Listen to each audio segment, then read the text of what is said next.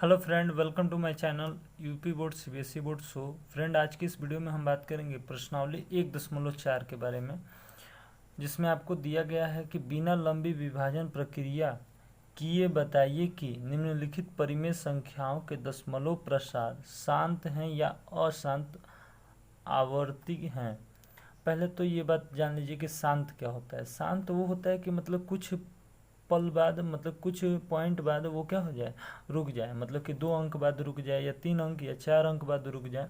और कुछ होते हैं कि जैसे कि चलते चलते चले जाते हैं, जैसे 1.77777, अब ये रुकेगा ही नहीं। ठीक है, 1.9999 ये रुकेगा ही नहीं, तो उसको क्या कह लेते हैं, अशांत कह लेते हैं। जो रुक जाता है 1.25 तो रुक गया तो वो शांत हो जाएगा। आ रहा है बात समझ में। तो अब मान लीजिए 13 है, 13 में 3125 से आप भाग देंगे तो कितना लंबा जाएगा, बहुत लंबा जाएगा, और इसका पता नहीं चल पाएगा जल्दी कि ये शांत है कि नहीं है। ठीक है, मतलब कि शांत है कि अशांत है। तो इसको कैसे आसानी से करेंगे, आपको मैं 2 नियम बताऊंगा, उससे आप आसानी से कर लेंगे। सबसे पहला नियम क्या है, ध्यान से देखिएगा।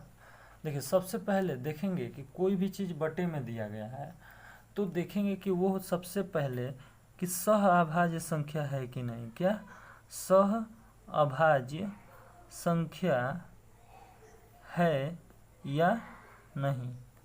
ठीक है, अगर है, अगर है तो कोई बात नहीं, अगर नहीं है तो उसको सह अभाज्य बनाइए। अब सह अभाज्य संख्या होता क्या है, सह अभाज्य संख्या वो होता है जिसका गुणनखंड किया जाए।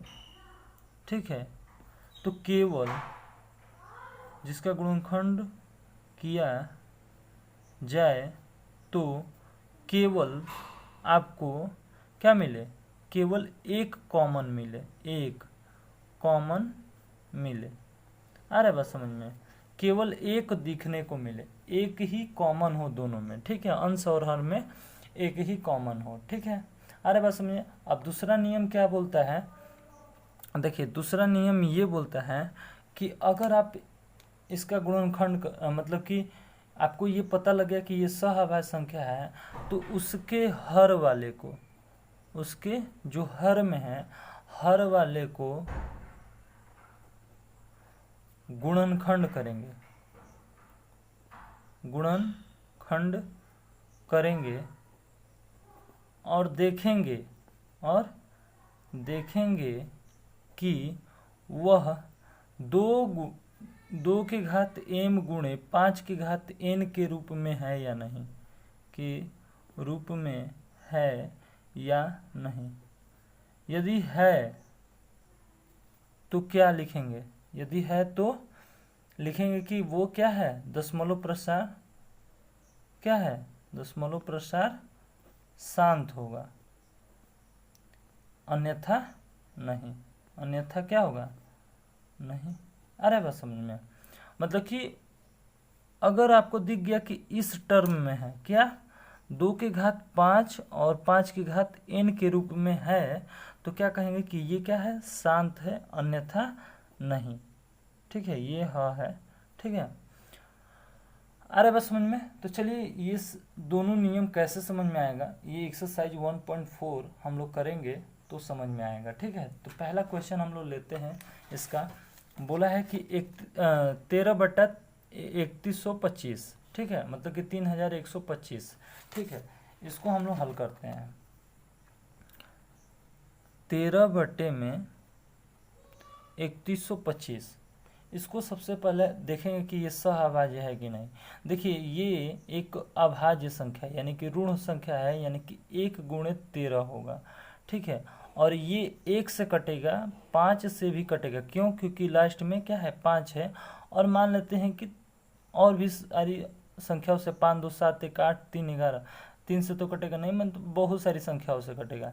लेकिन ये 13 से देखा जाए कि क्या 13 से कट रहा है, तो 13 से ये नहीं कटेगा। ठीक है, तो केवल एक आपको क्या मिलेगा, कॉमन मिलेगा। क्या मिलेगा, एक कॉमन मिलेगा, यानी कि यह क्या है, सहअभाज्य संख्या है, सहअभाज्य संख्या है।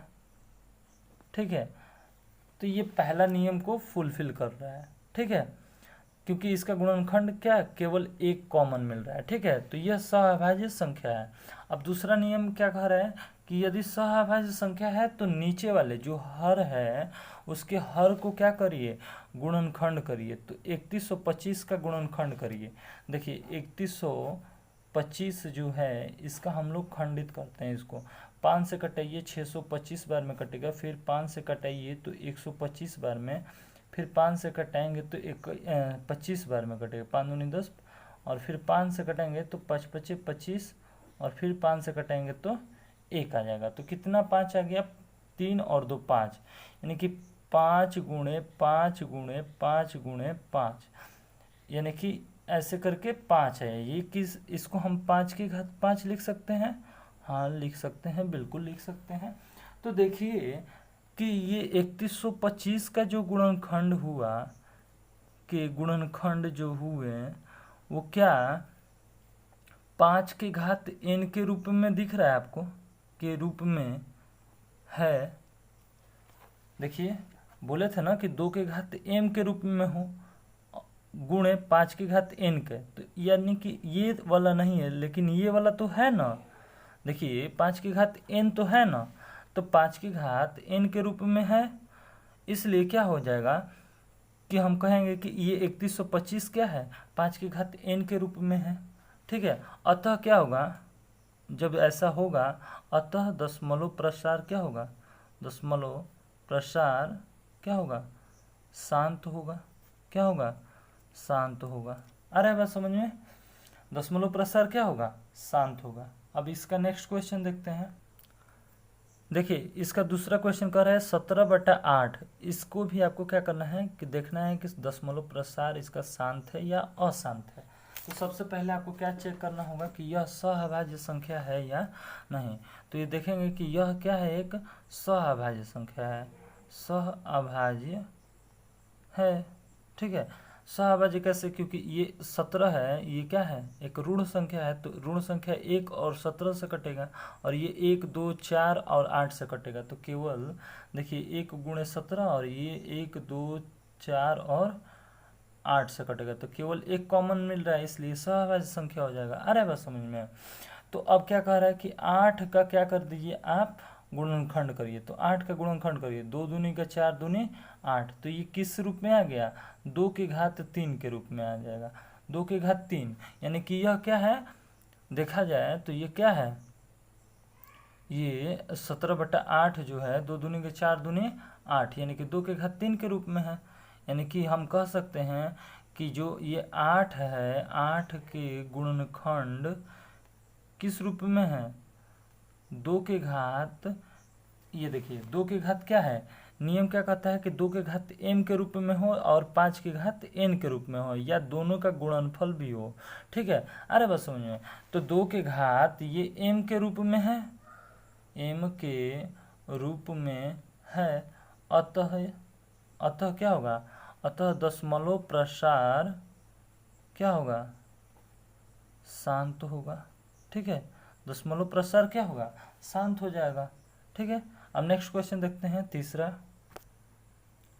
देखिए तीसरा क्वेश्चन कह रहा है 64/455। इसका हमें क्या करना है, देखना है कि दशमलव प्रसार शांत है या अशांत है। चलिए देखते हैं हम लोग। देखिए ये आपका क्वेश्चन है, तो इसको कैसे करेंगे, सबसे पहले देखेंगे कि यह सहअभाज्य संख्या है कि नहीं। तो देखिए ये कितना, ये 1 8 8, इससे 8 से तो मतलब कि ये क्या है, एक तरह से सहअभाज्य संख्या। अब तो आप चेक कर लेंगे, सहअभाज्य संख्या है, ठीक है, ये सहअभाज्य संख्या है, पहला नियम हो गया। दूसरा नियम क्या कहता है, जब सहअभाज्य संख्या हो तो इसका गुणनखंड करिए। तो 455 का गुणनखंड करिए। तो चलिए करते हैं हम लोग। 455, 5 से कटाइए 5 9 45, और 7 से कटाइए 13 बार में, 13 एकम 13, यानी कि 5 गुणे 7 गुणे 13। देखिए हमको नियम बोलता है कि 2 की घात m हो या 5 की घात n हो, या दोनों का क्या हो, गुणनफल हो। तो यहाँ पर देखिए 5 की घात n तो है, लेकिन 7 की घात भी n के रूप में, और 13 आ गया। 5 2 और 5 के अलावा क्या क्या आ गया, 7 और 13 आ गया। तो क्या ये शांत होगा, शांत बैठेगा? नहीं बैठेगा, यानी कि ये क्या हो जाएगा? अशांत हो जाएगा। क्या हो जाएगा? अशांत हो जाएगा। तो ये बात लिखेंगे कि 455 के गुणनखंड, क्या लिखेंगे कि 455 के गुणनखंड 2 के घात m और 5 के घात n के रूप में नहीं है, नहीं है, क्योंकि क्या लिखेंगे कि 5 के अलावा क्या आ गया है? 7 और 13 आ गया है, 7 और 13 है। अतः दशमलव प्रसार क्या होगा? अशांत होगा। क्या होगा? अशांत होगा। अरे बस समझ में, दशमलव प्रसार क्या होगा? अशांत होगा। ठीक है, नेक्स्ट क्वेश्चन देखते हैं, क्वेश्चन नंबर इसका चौथा। ठीक है, आ रहा है बात समझ में ना? ठीक है, देखिए क्वेश्चन नंबर चौथा, 15 बट्टा में 1600, इसका हमें क्या करना है? शांत और अशांत देखना है। तो 15 बट्टा में 1600 को, तो सबसे पहले देखेंगे कि 15 बट्टा में 1600, देखिए लास्ट में 0 0 है, यानी कि ये भी 5 से कटेगा, ये भी 5 से कटेगा, पंक्तियाँ ही 15 और ये पंक्तियाँ ही 15, हाँ मतलब ये भी क्या हो जाएगा? 5 से कट जाएगा, यानी कि 1 के अलावा 5 भी मिलेगा। तो अभी ये सहअभाज्य संख्या नहीं है, इसको सहअभाज्य बनाइए। 5 से काटिए, पंक्तियाँ 15 और इसको काटेंगे तो पंक्तियाँ 15, 5 दूनी 10, 320। अब देखिए ये क्या हो गया? अशांत मतलब कि अभाज्य हो गया। क्यों? क्योंकि ये अभाज्य संख्या आ गया और ये अभाज्य संख्या नहीं है, यानी कि एक ही ऐसा चीज़ है जो इसमें कॉमन मिलेगा। 3 2 5, ये 3 से तो कटेगा नहीं, यानी कि इसका 1 3 हो जाएगा और 1 1 इंटू और जो कुछ भी हो, इसका केवल 1 1 मिलेगा। ठीक है, इसलिए क्या है? सहअभाज्य है। ठीक है, सहअभाज्य है। और जब सहअभाज्य हो गया तो आपको क्या बताया है मैंने कि नीचे वाले का गुणनखंड कर दीजिए। तो नीचे वाले का गुणनखंड करिए। ठीक है, तो 2 दूनी का 4, दूनी 8, दूनी 16, दूनी 32, दूनी 64, 64 और कितना हो जाएगा? 1 2 3 4 5 6, 64 और 64 पाँचे कितना हो जाएगा? 64 गुणे 5, 5 चौका 20, 5 छः का 30, 320 आ जाएगा। ठीक है, यानी कि देखा जाए तो ये 2 के घात 6 हो गया और ये 5 के घात 1 हो गया। ये देखिए 2 के घात m और 5 के घात n के रूप में है कि नहीं? देखिए 2 के घात m गुणे 5 के घात n के रूप में है कि नहीं? अगर मान लीजिए केवल 1 दिया होता 2 के घात 6 तो भी सही होता, क्योंकि इसका एक पार्ट मिल रहा है ना। और ये वाला ढक कर ये 5 वाला दे देता तो ये वाला ढक देते, 5 की घात n वाला तो दे रहा है ना, तो दोनों सही हो जाता है। ठीक है, अरे बस समझिए, दोनों तरफ से सही होता है। तो यहाँ पर क्या आ गया आपका? 2 की घात 6 और 5 की घात 1 के रूप में आ गया। तो लिखेंगे कि 320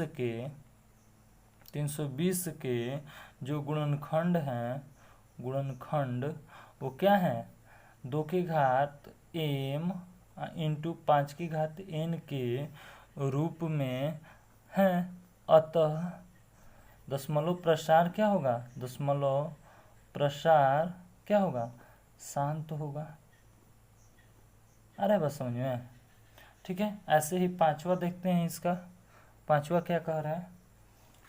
कह रहा है कि 29/343, 29/343 को देखना है कि ये शांत है कि अशांत है। ठीक है, 29/343, 29/343, तो देखेंगे कि यह एक क्या है? सहअभाज्य संख्या है। क्या है? सहअभाज्य संख्या है। ठीक है, सहअभाज्य संख्या है। ठीक है, अरे बस समझिए, तो जब सहअभाज्य संख्या होगा तो इसका गुणनखंड करिए। तो 343 का गुणनखंड करिए तो 7 सत्ते 49, 49 सत्ते 243 होता है। 343 का 7 से कटाइए तो 7 7 28, 7 63, 7 सत्ते 49, 7 एकम 7, तो 7 के घात 3 के रूप में है। तो 7 के घात 3 के रूप में तो चाहिए नहीं, हमको चाहिए 2 के घात m या तो 2 के घात 5 के घात n या तो दोनों का गुणनफल। अरे बस समझ में। तो ये तो 7 के घात 3 के रूप में है, अतः क्या हो जाएगा? अतः लिखेंगे कि 343 का गुणनखंड जो है, गुणनखंड वो 2 के घात m और 5 के घात n के रूप में नहीं है, अतः यह अशांत होगा। क्या होगा? अशांत होगा। आ रहा है समझ में? ठीक है।